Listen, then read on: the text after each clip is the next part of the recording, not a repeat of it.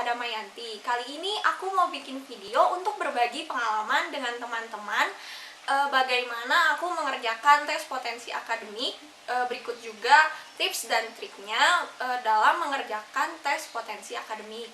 Nah, pertama-tama, apa sih tes potensi akademik ini? Nah, tes potensi akademik ini adalah salah satu tes psikologi yang biasanya digunakan untuk kita masuk kerja dan juga sebagai seleksi kita untuk masuk ke perguruan tinggi atau kuliah. Saya mengikuti tes potensi akademik ini di Bandung. Saya mendaftar ke salah satu lembaga yang dimana di sana lembaga tersebut menyediakan tes potensi akademik yang dimana hasilnya itu akan berbentuk seperti ini. Nah, di sini ada namanya ya, nama saya sendiri Lisa Damayanti.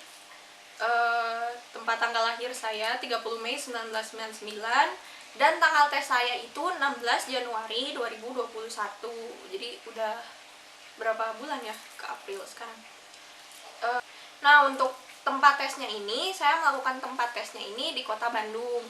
Nah, sebenarnya tesnya ini nggak hanya disediakan di kota Bandung ya teman-teman, itu tergantung lembaganya. Nah, di lembaga yang saya daftar ini dia menyediakan tesnya itu ada di kota Bandung, kota Yogyakarta, kota Jakarta, dan saya memilih di kota Bandung karena dekat dengan kota asal saya sendiri, yaitu kota Sukabumi. Jadi saya memilih tempat tesnya itu di Bandung. Kemudian skor yang saya dapatkan ini, nah di TPA ini kita ada kayak subtesnya. Nah, ini ada 3 subtes, yang dimana skor total saya ini pada skor subtes pertama ini 63,55, skor subtes keduanya 70,84, skor subtes ketiganya 76,58, yang dimana dihitung jadi totalnya skor total yang saya dapatkan adalah 703,23. Puji syukur alhamdulillah saya mendapatkan hasil yang memuaskan bagi saya, dan tentunya ini karena persiapan saya sebelumnya yang menurut saya cukup matang dan juga doa dari teman-teman dan orang tua, sehingga saya dapat mendapatkan hasil yang memuaskan. Nah, saya ini pengalaman belajarnya itu belajar untuk mempersiapkan tes potensi akademiknya ini. Saya belajar dari sebulan sebelumnya, yang dimana saya membeli 2 buku yang menurut saya ini sangat membantu buat teman-teman yang mau tes potensi akademik, yang mau melakukan tes potensi akademik. Nah, buku pertama yang saya beli ini Drilling TPA Otoba Penas, Prasetya ADN, dan Tim Psikologi. Seperti ini ya teman-teman. Ini buku pertama, saya belajarnya semua dari buku ini. Belajar latihan soalnya dari buku ini. Kemudian buku kedua saya belajar dari sini, TPA Otoba Penas, Tim Master Eduka. Nah, jadi saya belajarnya itu dari 2 buku ini, dimana ya setiap harinya saya mengerjakan soal-soal latihan yang ada di buku ini. Kemudian aku mau ngasih tahu ke teman-teman kisi-kisi dari tes potensi akademik. Nah, ini kisi-kisi yang saya dapatkan dari lembaga tes yang saya ikuti. Teman-teman bisa cek di Instagramnya Ray Edu Indonesia atau di websitenya rayeducationconsultant.com.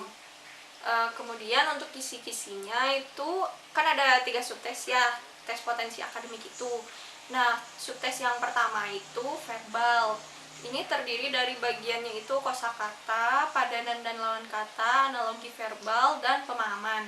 Kemudian untuk subtes yang keduanya itu kuantitatif, yang terdiri dari hitung-menghitung, komparasi kuantitatif, deretan bilangan, dan juga soal cerita.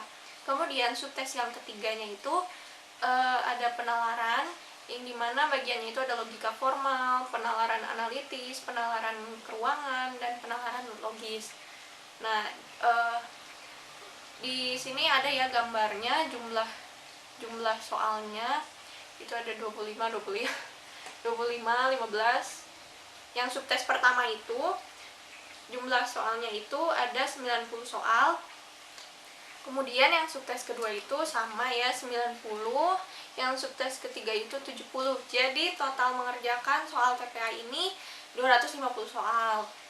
Oh iya, untuk waktunya, untuk subtes pertama ini adalah 1 jam, yang kedua juga 1 jam, yang ketiga juga 1 jam, berarti sama dari subtes 1 atau 2 atau 3 juga sama-sama masing-masing 1 jam.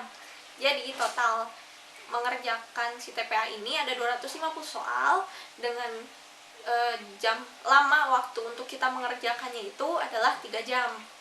Pengalaman aku mengerjakan tes TPA ini menurut aku lumayan ya, cukup menguras tenaga gitu, karena 250 soal dalam waktu 3 jam itu benar-benar kayak di dalam ruangan, jangan ke WC, jangan ke kamar mandi atau nggak boleh keluar, tapi nanti ada sih disediakan waktu buat keluarnya, tapi tetap kayak capek aja gitu.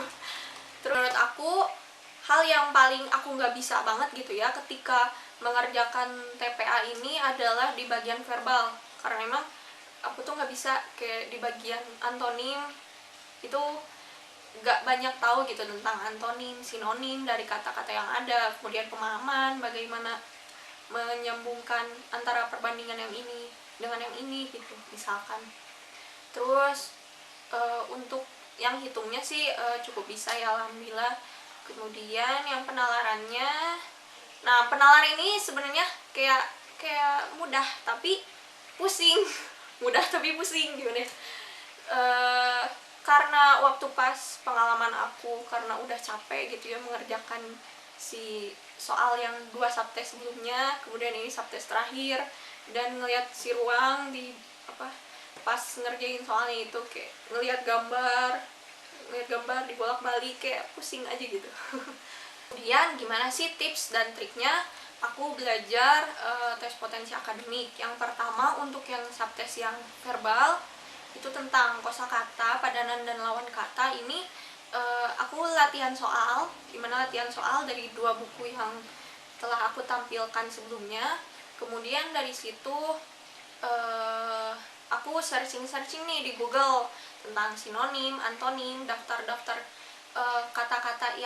kata-kata sinonim antonim yang sering keluar gitu. Aku searching semuanya dari berbagai website, kemudian aku kumpulin si daftar kata-kata sinonim antonimnya. Kemudian dari situ aku belajar tiap hari, tapi sebenarnya si sinonim antonim ini aku nggak ngapalin, nggak perlu teman-teman buat dihafal, tapi cukup kayak latihan soal aja, latihan soal. Nah, untuk sinonim antonim ini teman-teman bisa belajar lewat misalkan diketik nih si kata-katanya ini, terus teman-teman di print, kemudian dari situ teman-teman bisa latihan. Misalkan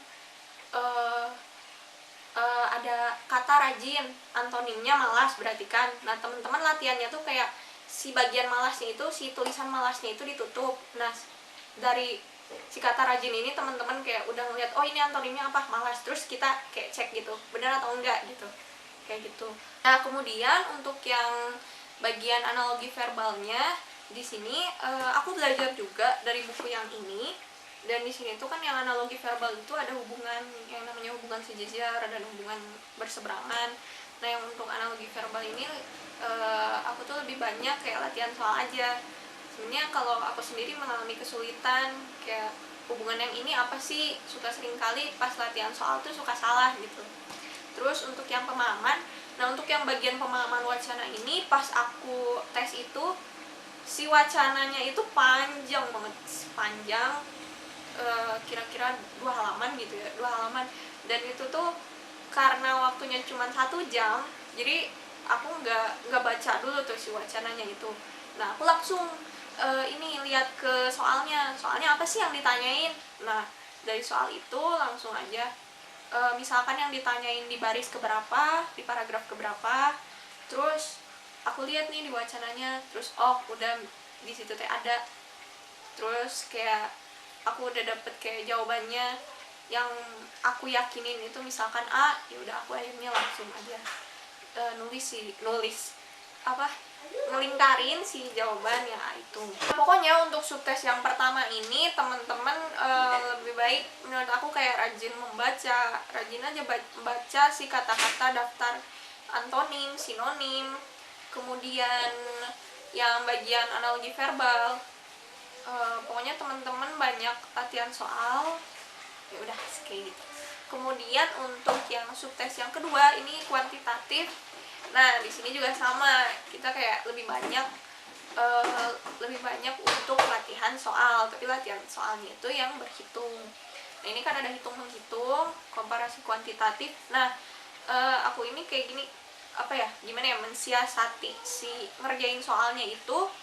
Kan suka ada nih soal kayak persentase atau pecahan bentuk persentase, kayak misalkan ditanya 1/3% atau 33,33% dari 50.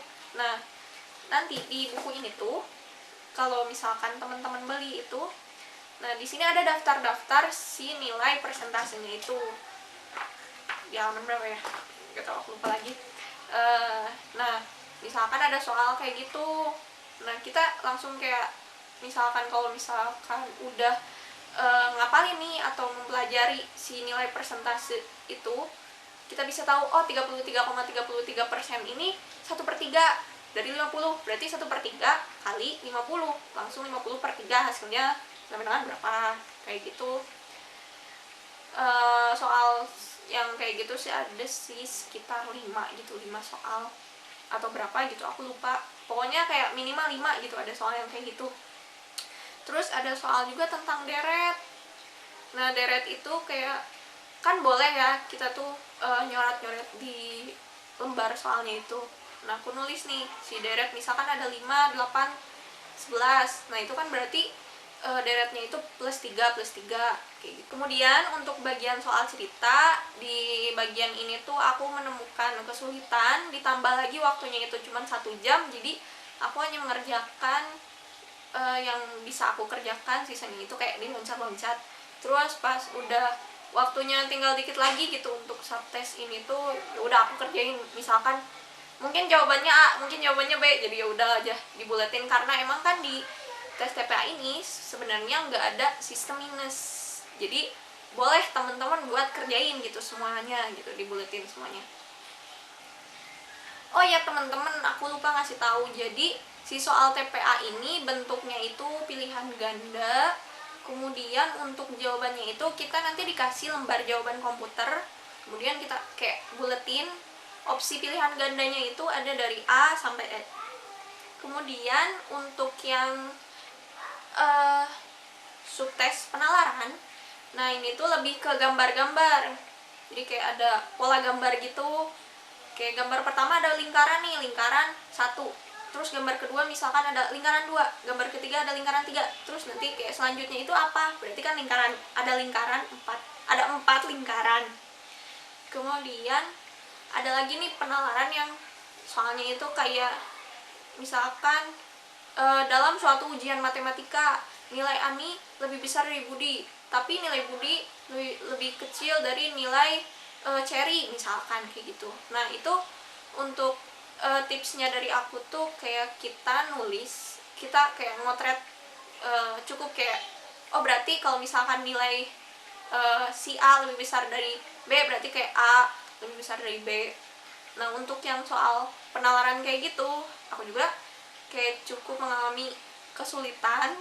Nah jadi pas ngerjainnya itu kayak langsung ke si opsinya, terus kayak pakai feeling aja, ini kayak dipikir-pikir yang bener yang mana nih, terus kayak ada yang aneh atau enggak gitu ketika ngelihat si perbandingan yang ada gitu.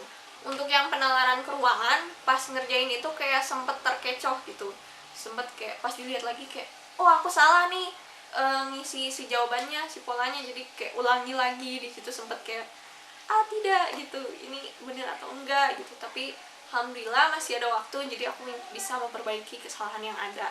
Sebenarnya pas ngerjain subtes ini kan masing-masing dapat 1 jam ya, jadi itu tuh terpisah. Kayak misalkan subtes pertama itu kita ada nih soal, dikasih soal kan sekitar 90 soal, ada 90 soal. Nah di situ kita ngerjain selama sejam. Nah pas udah sejam itu habis, nah kan kita buka yang termin kedua nih, nah subtes 2. Nah pas udah di subtest kedua ini kita nggak boleh balik lagi buat ngerjain subtest ke-1. Jadi tips aku adalah ketika di menit-menit terakhir, kayak misalkan 5 menit terakhir, 2 menit terakhir, atau 1 menit terakhir, aku tuh kayak misalkan masih ada banyak jawaban yang kosong, aku ngisinya itu ya udahlah A atau B atau C gitu, kayak feeling aja, main feeling aja gitu.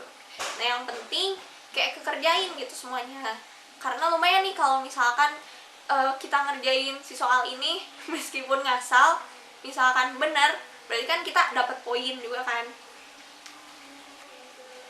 Nah mungkin itulah tips dan trik dari aku beserta pengalaman dari aku ketika mengerjakan tes TPA ini. Pokoknya saran dari aku adalah banyak-banyak untuk mengerjakan latihan soal, dan ya harus rajin aja sih. Terus apalagi ya, pokoknya minta doanya gitu dengan teman terdekat, dengan orang tua gitu, semoga dilancarkan dalam mengerjakan tes TPA ini. Oh iya, kan aku tuh tesnya itu masih di kala pandemi kan ya, jadi waktu itu aku tesnya bertempat di salah satu hotel di Bandung, yang dimana lembaga tesnya itu memberikan ketentuan untuk peserta tesnya itu apa aja yang harus dipersiapkan, kayak masker, hand sanitizer, dan sebagainya. Dan ketika tes itu benar-benar kayak kita mematuhi protokol kesehatan yang ada. Ketika mengerjakannya itu kan ada meja ya, meja untuk kita mengerjakan tesnya, dan mejanya itu berjarak, lalu sebelum ke ruangan selalu disemprotkan kayak semacam buat membunuh kuman, aku lupa namanya. Terus baiklah, cukup sekian video dari saya. Mohon maaf apabila banyak kesalahan dan hal negatif lainnya yang tidak terduga. Pokoknya semangat buat teman-teman yang akan mempersiapkan TPA, dan semangat buat teman-teman juga ketika mengerjakan TPA nanti. Jangan lupa untuk jaga kesehatan dan patuhi protokol kesehatan yang ada. Terima kasih.